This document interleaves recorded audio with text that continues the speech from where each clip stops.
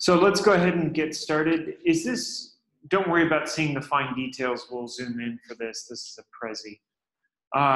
But is this visible, at least the text Study Abroad Scholarship Workshop, is that visible to everyone? Otherwise, I can turn off the lights, but I don't know if that's what most people want. So before I launch into the agenda, what I would like to do, it does appear hard to read agenda at the top.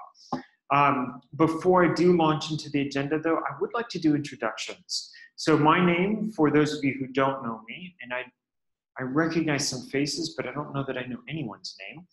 My name is Craig Harmelin. I am the Study Abroad Assistant Director here at UC Merced, so I manage. Are you here for the Study Abroad Scholarship Workshop? Come on in. We're just starting with introductions. Go ahead and have a seat. You're welcome to grab materials off the table over there. So I am the Assistant Director for Study Abroad here at UC Merced. One of my passions is to get students funded, as fully funded as possible for study abroad. And so it's one of my passions to make sure that students apply for scholarships for which they're eligible. For me, that's really important because it means that financially, or I should say, study abroad becomes more financially accessible. And if study abroad is more financially accessible, it's generally more accessible to students. So I get excited about money, and I get really sad when I see students who I know are strong candidates for study abroad scholarships never ever apply for those scholarships. If an advisor encourages you to apply for a particular scholarship, I would suggest that you pursue that scholarship. Sometimes we'll be maybe a little more lackluster about promoting certain scholarships, but if there's a scholarship that we tell you to apply for, it usually means that we think you have a good shot. So long story short again, study abroad advisor here at UC Merced, and I am also one of the ones who promotes scholarship applications as much as possible.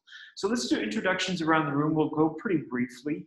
And for those who just joined, I am recording the audio in case that's a concern of yours. So we're just doing name, major, and if you have a study abroad destination in mind, let us know. And maybe what term you're thinking about going. And if you don't know, you can just say I'm still exploring. Hi, my name is Tom. I'm a chemistry major, and I'm interested in going to Korea next year. Excellent. Hi, I'm Catherine. I'm an environmental engineering major, and I'm interested in going to Korea. Hi, my name is Juan. I'm a psych major, and I'm interested in going to sometime. I'm charisma. I'm a pop major, and I'm also interested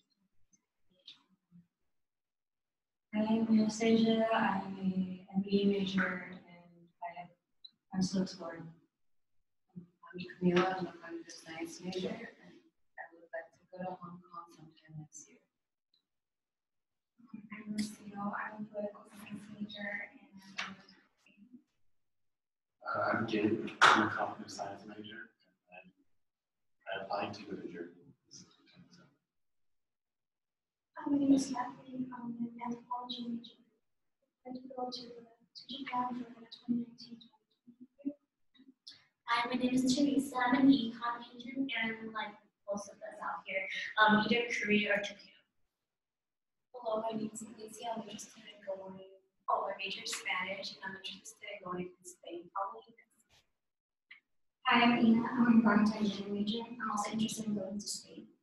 Okay, excellent. Well, thank you all for coming. I appreciate you sharing and telling us, telling me especially a little bit about what you're interested in, because it can kind of guide some of our conversations around some of the scholarships a little bit more. So today's agenda, what I really want to discuss are some of the core scholarships that we promote here at UC Merced. So we'll focus on a handful, 4 or 5, depending on kind of how you slice them up. There are some additional scholarship materials on the back table if you're interested at the end of the session. I do encourage everybody to pick up at least this one if they don't have it already. This is sometimes what we call our big scholarships handout, and it has those that we'll discuss today. In addition, my business card is back there in case you have any questions directly for me. I'm also going to pass around a sign-in list. If you wouldn't mind giving us your name and your student ID, and then if you're interested in being added to our interest list, we'd contact you about once a month via email. So we'll cover scholarships. We'll talk about some of the tips. I'm hoping that one or two of my returnees who suggested that they might be able to attend will be able to make it before the end of the session so that they can share a little bit about their scholarship application experience and maybe some of their study abroad experience during the Q&A. So let me tell you a little bit about the difference between scholarships and especially competitive scholarships and other types of financial aid and how they impact your financial aid packaging differently. So the scholarships that I'm going to focus on today are going to be competitive scholarships, sometimes called merit-based scholarships, but they're competitive scholarships and they behave differently in your financial aid than grants and automatic scholarships. The way they behave differently is that by winning one of these awards is it doesn't replace your grants or your most favorable aid until it's replaced all of your less favorable aid first. So most students, well, let's say a typical financial aid recipient receives a little bit of Cal Grant, a little bit of Bobcat Grant, maybe, and Pell Grant, in addition to being offered some loans, maybe subsidized and unsubsidized loans, and in some cases, some Parent Plus loans. You may or may not have some unmet need. That unmet need's usually a pretty small number for those who do have it. So what would happen if you won one of the awards that I'm going to discuss today is that your unmet need would be filled first. Any remaining scholarship funds would then apply to your Parent Plus loans if you have any. If that is exhausted, then it would start tackling your unsubsidized loans. And then assuming you still have scholarship funding after that, then it would start tackling your subsidized loans. So it works its way from the least favorable aid toward the most favorable aid in terms of replacing financial aid eligibility. Many of these scholarships might have need components, but they're not entirely need-based scholarships. So some of the scholarships that we'll discuss today, you may need to demonstrate financial need, but financial need is not the primary indicator of eligibility or of selection for those particular awards. So I'm going to launch into the first of the scholarships. This is one of my favorite scholarships, and there's a flyer on the back. And the reason why this is one of my favorite scholarships is because this scholarship matches very closely, at least its objectives, with our campus's demographic profile. So this scholarship focuses on students with limited financial means.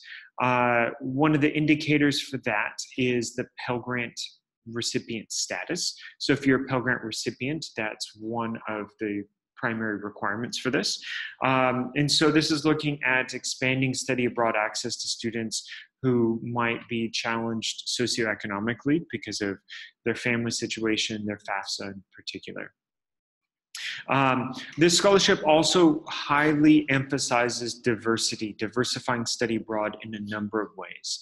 And let me tell you some of those ways. One is they're looking at student diversity, the types of students who are going abroad. They may be looking at ethnic diversity. They may be looking at transfer students versus native freshman students who enroll here at UC Merced.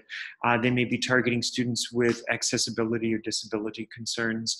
They may be targeting students who are veterans, students coming from STEM fields, but they're also looking at other possible indicators that may be challenging for students as they go through. First-generation college students is another big one for our campus. So our campus demographics match very closely with a lot of what the Gilman is looking for as a national scholarship. In addition, though, in addition to student diversity, they're looking at geographic diversity.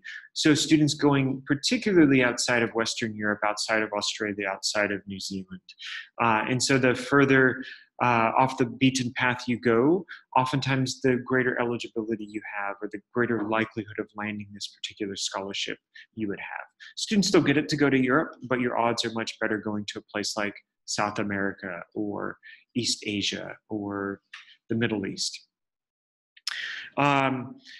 The scholarship is worth typically up to $5,000. And if anybody's studying a critical needs language, they could also be eligible for the language supplement. If you're interested in what some of those critical languages are, they align with the critical language scholarship flyer that's on the back. And I'll just read through them really quickly. And you need to commit to doing a little bit of study of the language, even if you're taking most of your other courses in engineering or mathematics or sociology, it doesn't matter. But the languages: Arabic, Azerbaijani, Bangla, Chinese, typically Mandarin, but it could be Cantonese, Hindi, Indonesian. Welcome, come on in. Japanese, Korean, Persian, Portuguese, usually maybe intermediate and advanced Portuguese, Punjabi, Russian, Swahili, Turkish, and Urdu. Welcome, come on in. And there's some materials on the table in the back there if you're interested as well. And there's a sign-in list making its way around the table.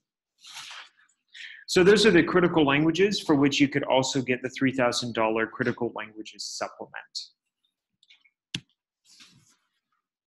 So the requirements for the Gilman.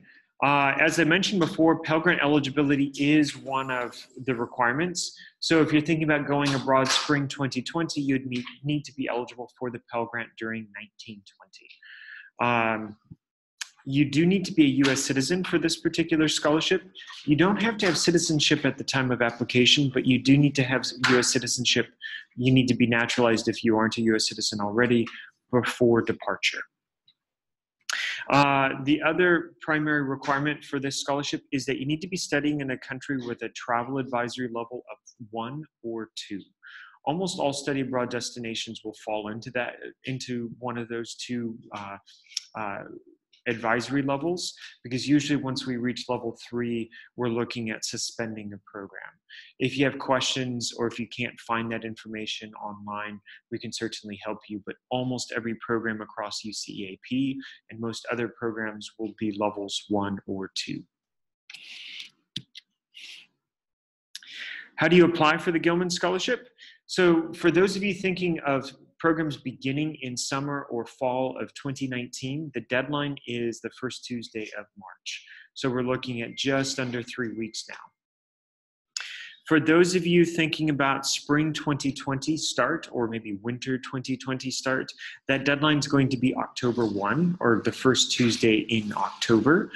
Anybody thinking about summer 2020 can apply by that deadline as well for an early decision. And if you're set on summer and you're Gilman eligible, I encourage you to apply by the early deadline. Otherwise, you can wait until March, but it's actually much more comfortable to know whether you're likely to receive the award at an earlier stage by applying by the early deadline or the early decision deadline. The components now, they've recently updated the requirements for the Gilman in terms of the application. Unofficial transcript, which is nice. You'll eventually need an official one if you're selected, but unofficial at the time of application. A statement of purpose, they'll give you a prompt for that, as well as a follow-on project proposal.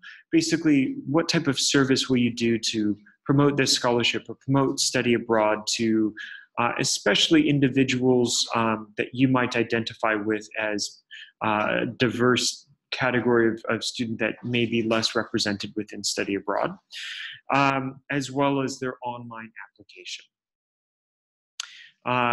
In case you are interested, the link to their scholarship application is on the flyers in the back, or you can go to gilmanscholarship.org. Moving on to the Freeman-ASIA Scholarship. So the Freeman-ASIA Scholarship is focusing on study in East Asia. They really want students, East or Southeast Asia, they really want students to spend some time to get to know one of these host countries on a cultural level. Language helps, but it doesn't have to be language. It could be around art, media, or history, politics, those sorts of things. they are looking at a group of about a dozen countries, give or take one or two. The common ones that we see among our students are Singapore, Thailand, Japan, Korea, and mainland China or Hong Kong. Additionally, we may start seeing some students looking at Vietnam as we've opened up a new Vietnam option. Programs need to be at least 8 weeks long, and so usually the summer programs through the UC Education Abroad program are not long enough. Most programs are not long enough in summer to qualify, but the fall semester programs and the year-long programs easily qualify. The requirements for the Freeman-ASIA, you need to be a US citizen or permanent resident in the United States. I have heard that they may consider DACA students, although there are some other questions around being able to travel internationally as a DACA student. So that's a question that we may need to work through if that applies to you.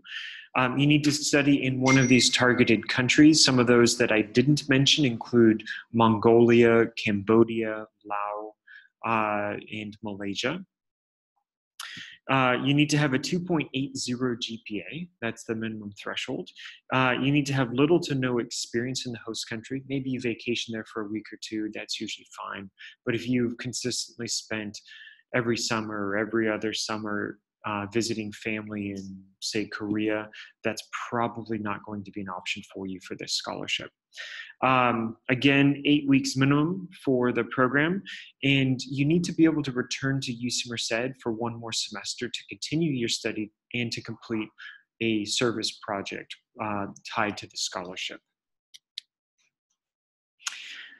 So what you will need, the 2019-20 deadline is coming up in just about a month and a half, maybe a little bit more than that at this point.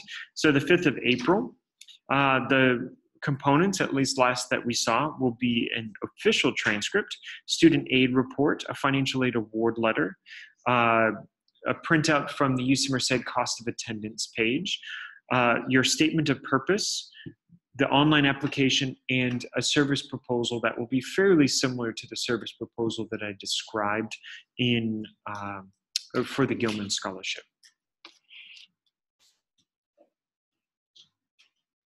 Moving on to the Dutton-Haver Scholarship. Besides our one Japan student, was anybody looking at studying abroad for a whole academic year? Okay. If you're on the fence, this might tip the scales for you. This is the one scholarship with the highest odds of landing an award. And what's nice about it is if you get the award, you know it's going to be exactly $5,000 if you apply for it and receive it before you go. So this scholarship is focusing on year-long study. It's promoting year-long study. The donor behind this scholarship studied abroad for a year through the UC Education Abroad program. And she feels that studying abroad for a whole year is very transformative. I myself studied abroad for a whole year, and I can't imagine having done anything shorter. I wish I could have made my program longer, but she feels that this is so transformative as an experience for students that she is promoting specifically study abroad for an entire academic year. Academic merit is a secondary consideration for this particular scholarship. That means that they'll take a look at GPAs and things like that. There is a minimum GPA requirement, but higher GPAs will also be weighted higher in consideration. The scholarship, as I mentioned before, is worth $5,000. For those who are really on the fence and aren't so sure, but might be open to extending to a whole year, so maybe you're committing initially to a semester, but you may be open to a year once you get there. An extension scholarship is available to students. The odds of landing it, as far as I know, are lower, but it would be for half the amount. So you would get the $2,500 for the second semester of participation. The requirements for this particular scholarship, it needs to be a UC EAP program option. So the two previous scholarships that we looked at were national scholarships, and they had citizenship or residency requirements attached to them. But now we're moving into really a provider scholarship, and the provider in this case is the UC Education Abroad program, which is what about 90% of UC Merced students will use in order to study abroad. So you need to be participating in one of UCEAP's program. It needs to be a year-long program. It will require that you have a 3.0 minimum GPA no matter what your program's GPA is. So the scholarship requires a 3.0. If you're close, like 295 to 299, come and talk to me. There may be some wiggle room if you have extenuating circumstances. Maybe you've changed majors. You started out in engineering and now you're in management of business economics or something like that. Come and talk to me. There may be some wiggle room. Preference is given to students with little to no previous study abroad experience. If you did a 1-week high school exchange, that's probably going to be fine. But if you did a whole year as a junior high student, you may be a little more challenged in competing for this particular award. When to apply? So I'll tell you, the deadline is around the corner. It's actually 2 weeks from tomorrow. It's an online application, 2 weeks from tomorrow for the academic year. Anybody thinking about going further out, so say the calendar year in a place like New Zealand, Australia, Chile, or Brazil, you're looking at applying by October 1 of 2019. And if you're thinking even further out, probably March 1 for the 2021 academic year. The requirements, the last I checked, is that you'll have a number of different statements: a statement of purpose, a financial statement, a statement of financial need, a letter of recommendation. So this is one of the reasons why you really want to get on this one right away, is to shore up that letter of recommendation. The online application, so there's an online portal, and it's a new online portal that I'm not even familiar with yet, as well as maybe some additional financial information, like maybe your financial aid award screen. And then moving on to the Promise Awards. The Promise Awards I use as kind of a general category, and it is somewhat a general category, but it includes some sub-awards in the same application that you can apply to. One of those sub-awards is called the Jasmine Jahan Shahi Scholarship. Another one of those sub-awards is a scholarship initiative that's targeting study in Mexico, special funding for study in Mexico, because that's one of our presidential initiatives. President Napolitano and past presidents have been pushing for greater exchange between the US and Mexico, or UC and Mexico. So this scholarship, again, like the Dettenhaver, is exclusively for UCEAP participants. Its focus is on access to study abroad, general access to study abroad. Academic merit is factored in, so you get extra points for the higher your GPA is. So certain cutoffs will give you extra points, but you only need to be eligible for your program GPA-wise in order to be eligible for the scholarship. But again, the higher your GPA, the more points you get toward consideration for this particular award. They are targeting some underrepresented cohorts within study abroad, many of the same cohorts that we're looking at for the Gilman. This scholarship may be a little bit more ethnically colorblind than the Gilman, but in other respects, I would say that this scholarship is looking at many of the very same categories: STEM students, students who are transfer students, veteran students, students with disabilities. This would consider DACA students, whereas the Gilman cannot. Assuming that we can make it happen for DACA students to study abroad, there's still a lot of uncertainty around DACA. It also will consider first-generation college students. The scholarship, typically, at least for the Promise Awards, is worth $1,000 for the semester, $1,000 for the summer, and $2,000 for the semester.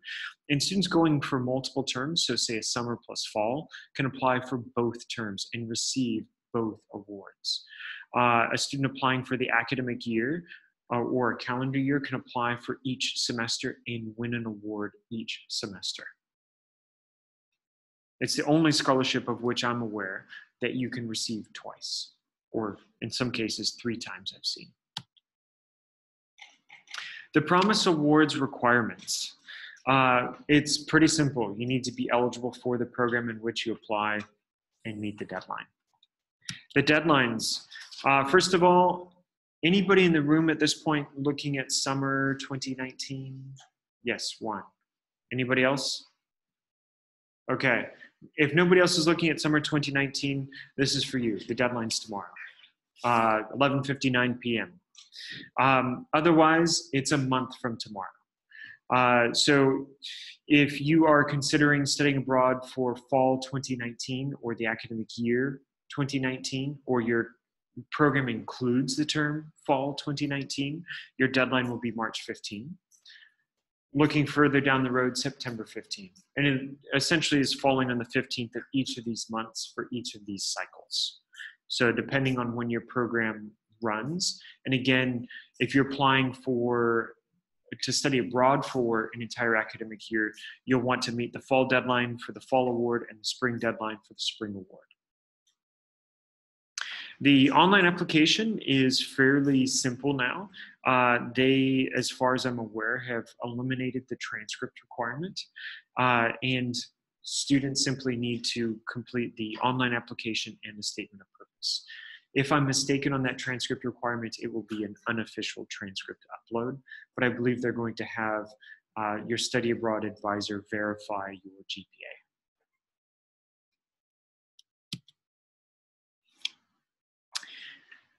Before I move into scholarship tips, I don't know if we have any questions. I will let you know that there are additional scholarships, including some that are represented in materials on the back table. I won't be covering those in depth, but I will be mentioning them briefly in a few moments. But were there any questions about any of the scholarships that I mentioned over the last few minutes? The Promise Awards?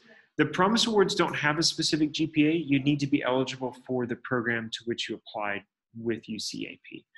But as I mentioned earlier, there are extra points for higher GPAs, usually in bands. The last I checked, you get a little bit extra once you are at a 3.0, maybe a little bit more at a 3.5, and still more maybe at a 3.75. Any additional questions before I continue on and talk about maybe some of the tips for applying for scholarships? Okay, then I'm going to launch into some of the tips and some of the guidance that I can provide around scholarships. By the way, there's a sign-in sheet making its way around for those who came in late, and there are materials on this side table, and I want to remind those who've been here and those who came in late, this may be a first-time notification. I am recording the audio from today to be able to share for students who aren't able to make it. So some tips regarding scholarship assistance. One of the things that we encourage you to do is to send your study abroad scholarship application, well, not necessarily the application, but a statement of purpose in particular, to your study abroad advisor in advance of the deadline. We encourage you to do that so that we can give you feedback. We've been reviewing scholarship applications for a long time, sometimes officially, sometimes only unofficially trying to support students, but sometimes we've served as reviewers on review panels for these scholarships.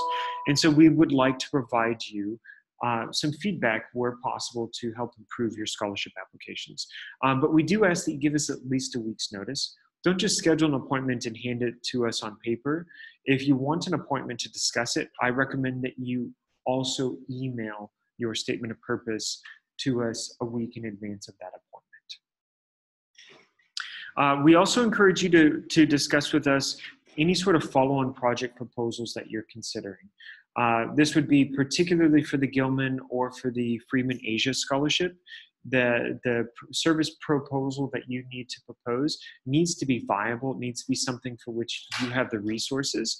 And because of that, because of that, we encourage you to come and talk to our office about the resources that we can provide, but also we can guide you in some of the ideas as they come up to you, or maybe some of the things that you've seen as examples, and we can tell you what's likely to work for a campus like ours and what may be more challenging. As for official transcripts, I'm going to pass this around. As for official transcripts, anybody who's in a pinch to get an official transcript, the fastest and easiest way, and also the cheapest to get your official transcript, is to order a paper copy, never electronic, a paper copy, and have it mailed, sent, delivered to your study abroad advisor. And you want to give your study abroad advisor a heads up that it's coming. Essentially, at this point, the official transcripts are printed not 40 feet from our desks. And the individuals who print them simply print them out. If they see that they're to be delivered to us on campus, they just hand deliver them to us. And so that's the easiest way to get a transcript. And we can usually get that within 2 business days, sometimes as quickly as same day. So some tips around strengthening your study abroad scholarship application. First of all, know that your statement of purpose is really your last best chance to put your best foot forward. Every scholarship application that I'm aware of that we're discussing today, and many of those on the back counter, will include a statement of purpose. And that statement of purpose is really going to ask about your academic and or career statement or your career purpose. But also keep in mind that usually by the point that you're applying for a scholarship, your academic history is fixed on your transcript. You can't improve your GPA a whole lot between the point that you start the application and the point that you submit your application. There's not a whole lot that you can change about you and your history, but you can really spend a lot of time on your statement of purpose and think about your program and why you've chosen your program. We encourage you to write to the scholarship objective as well as the prompt for that particular scholarship. So if you know that the Gilman is about diversifying study abroad in terms of the diversity of destinations, the diversity of majors going abroad, and the diversity of students participating in those programs, write to that. Make sure that you disclose how you and your situation fit that scholarship's goals, in addition to writing to the prompt. Write to the prompt, especially looking at academic and or career objectives. It doesn't necessarily have to meet your major requirements or your GE requirements or your degree requirements. It can be that you've always been interested in studying the Korean language because you're interested in internationalization of maybe software that you're working on or a special project. Some students have heritage academic reasons. So maybe they come from, their family has come from a certain country and they've wanted to reconnect with the roots there. Maybe they've heard a little bit of the language at home, but they don't really speak it, and they want maybe a last chance to connect with a grandmother before a lot of that cultural information disappears. Those can be realistic and viable academic objectives beyond completing your degree requirements. But the more that you can tie it into your career or academic objectives, the better shot you have of landing any particular scholarship. Don't talk about your travel plans unless your travel plans are specifically academic. For example, if you plan on studying in Italy and you are engaged in art history and you're going to travel to a particular museum to see a particular piece that means something to you, or kind of the path that you've chosen, that's great. But otherwise, I would nix any sort of travel discussion. You have very limited real estate in your statement of purpose to make the best case for who you are and why you've chosen the program and why it's a good fit for you and why you deserve that scholarship or why you merit that scholarship. Consider writing to how the scholarship might make it more financially possible for you to study abroad. It doesn't have to be a sob story. In fact, you don't want to go too far in that direction. But does it mean that you take out less in loans? Does it mean the difference between studying abroad and not studying abroad? Does it mean the difference between your parents having to work maybe a second job to support you, or maybe to support a younger sibling who might be wanting to go to college as well? Does it mean the difference between paying off your student loans in 12 years versus 10 years, or something like that? Be able to write to, how does a potential scholarship play into financial hardship and financial difficulties for you and your family? Or maybe it means that you don't have to work an extra job for 6 months before your program begins if you're successful.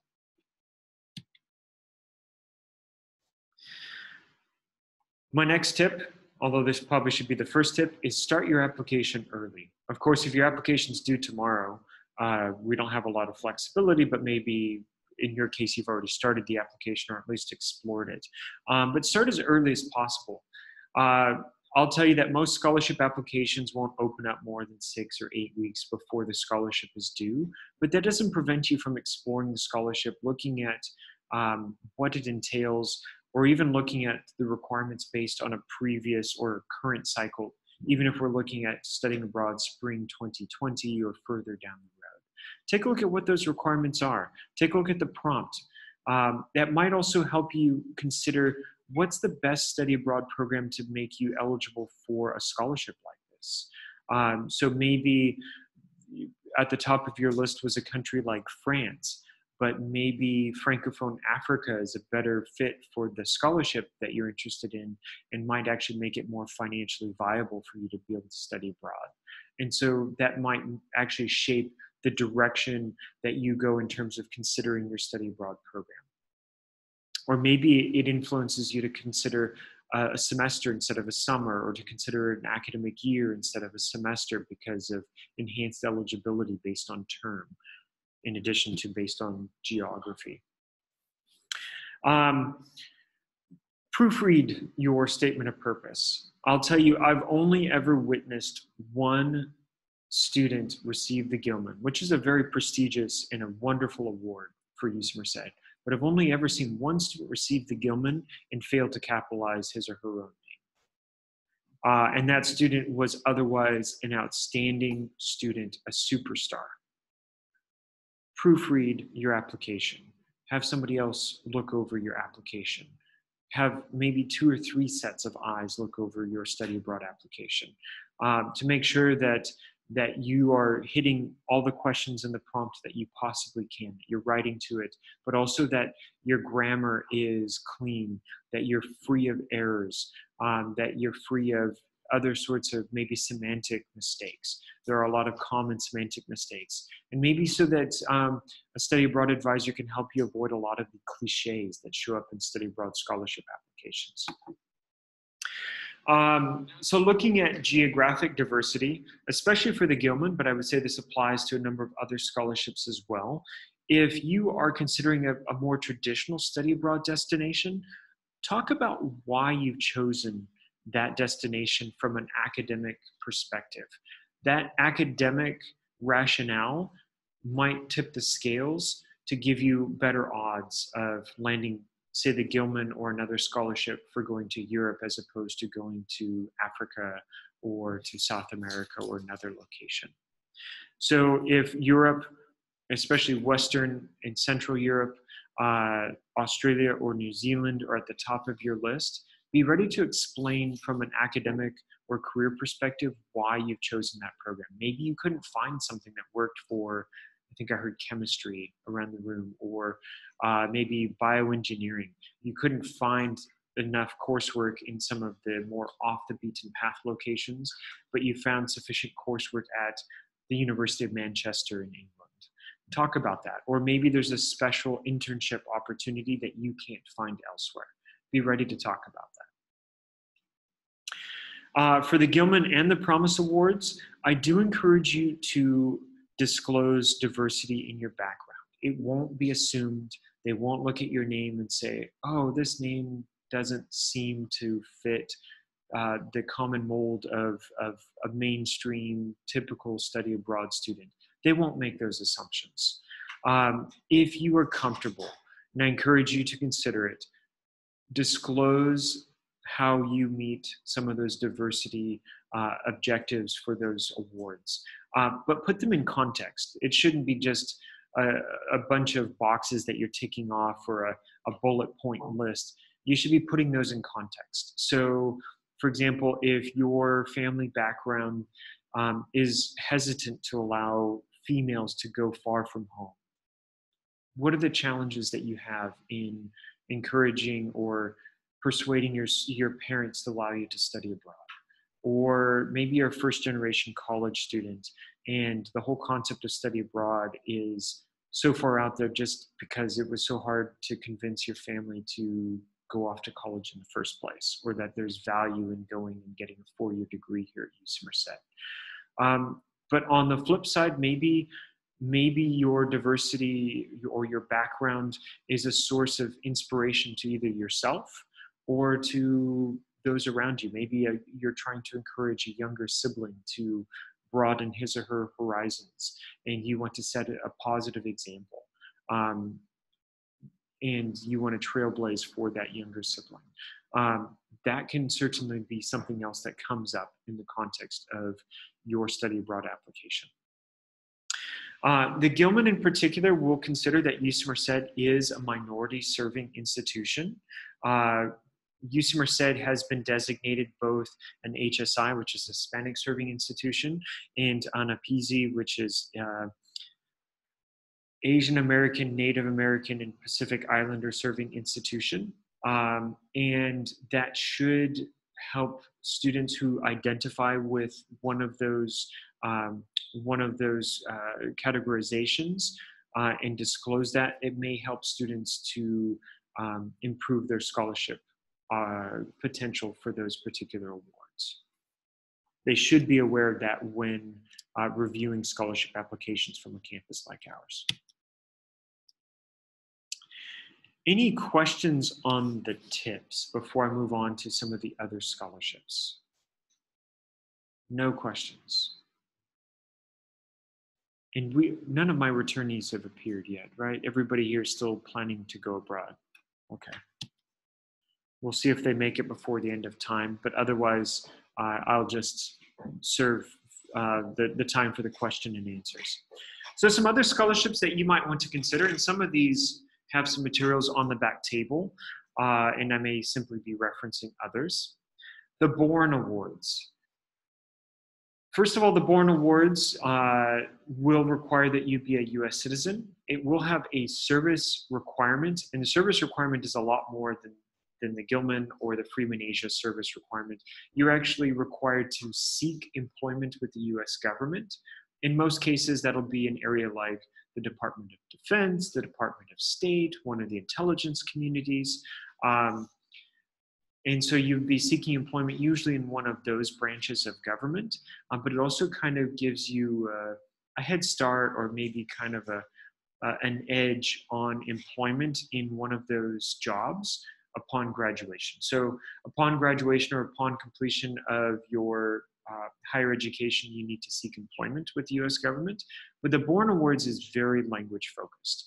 So those critical languages that I mentioned earlier would be prime languages for this particular award, although there are other languages that they consider. For example, advanced Spanish and advanced French outside of Western Europe would be considered for that particular award. That scholarship is a very robust scholarship, $10,000 for the semester, $20,000 for the academic year, assuming that you have that much need. So it covers quite a bit, but it does have a serious service requirement. Country-specific scholarships. There are a number of scholarships that are tied to either cultural organizations or embassies or consulates here in the US for those foreign countries, or simply through their ministries of education. Japan has the JASO scholarship. Germany has some awards through DAAD, and a number of other countries have some of their own country-specific scholarships that would be open to students for many study abroad programs. So you're welcome to take a look at those. There's the critical language scholarship. So if you're not set on a particular program, or you're open to studying abroad maybe multiple times or doing a special program, the critical language scholarship is a fully funded language scholarship for US citizens.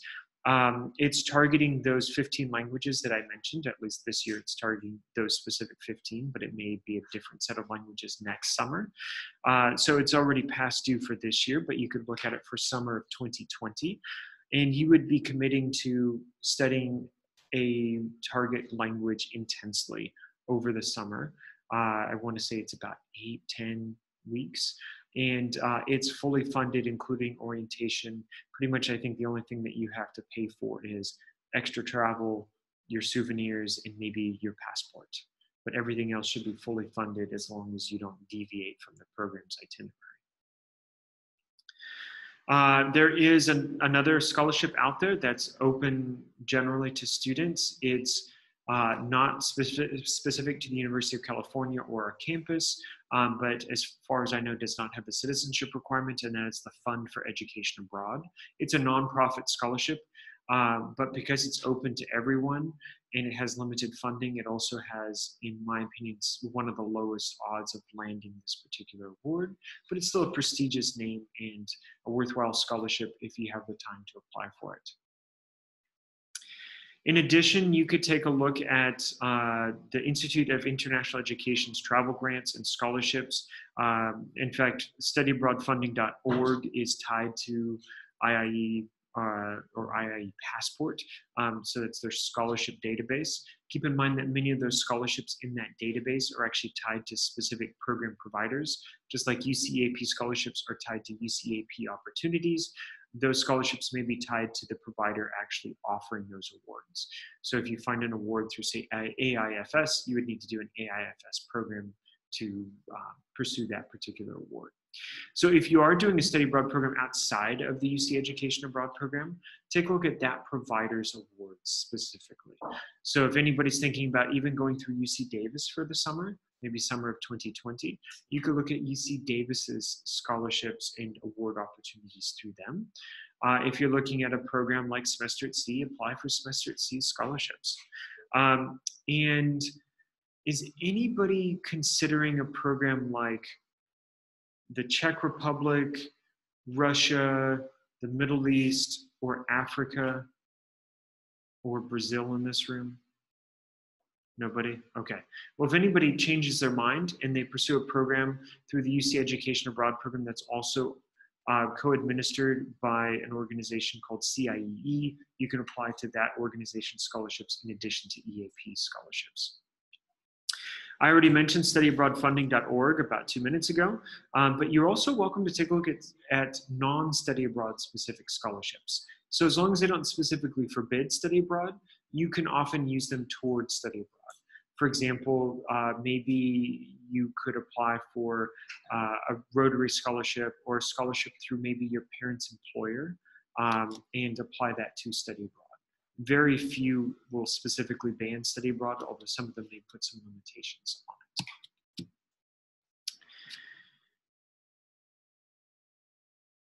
At this point, I have gone through all of my tips, the additional scholarships. Again, there are materials on the back table. For those who may need to leave for a class in the next 10 or 12 minutes, you're welcome to do so, but I want to leave open the remaining time for questions and answers, any sort of things that I didn't cover today that you hoped that I would cover related to scholarships and study abroad funding, things that you wish you knew that I simply didn't get to.